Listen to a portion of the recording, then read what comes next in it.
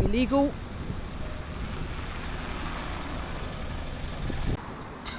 Illegal.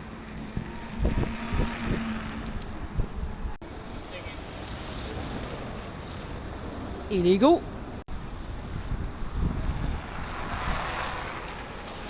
Illegal. Illegal.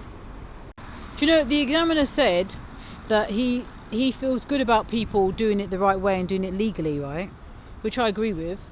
And as you've seen, there's quite a few people, obviously illegal, yeah? Because the bikes that they're using are not 15 miles per hour bikes, so you know they're illegal. But the thing is, right, doing it legally is not easy, because like there's no test centres in different areas of London. Like I've had to come out so far and I don't have a car to get to Yedding to do the test, and that's cost me extra money because of the cab fare. Do you know what I mean? It's not, if there were test centres like that, you know, like with driving lessons, you've got test centres in different parts of London, so it's easy for people to get tests near where they are. They don't have to travel miles. I've had to travel miles, and I've had to get cabs to get this bike into the test centre, and then I've had to do it again with retesting it. So if it fails the first time, you've got to then go and do it twice. So it's just not made easy. They need to make it easier for people to get their bikes to the centre and then get them certified, and then people will do it, and less people will be riding their electric bikes illegally.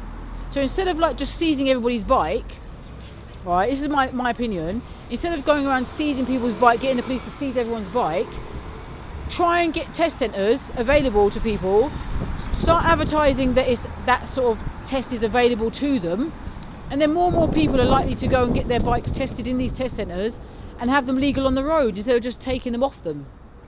That's my opinion. So yes, the examiner's saying, oh, well done for going and doing it legally, you know, fair enough, I don't want to have points on my licence, but it wasn't easy. That's what I'm saying, it wasn't easy. But one other thing I want to say, 15 miles per hour is not fast.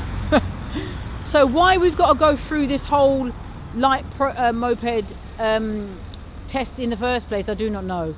When I stop pedaling this bike, right, it completely slows down. There's no power going through it. It doesn't move. I've got manual bikes passing me easily on this bike. Even when I'm using the throttle, manual bikes are just speeding past me. It's not fast at all.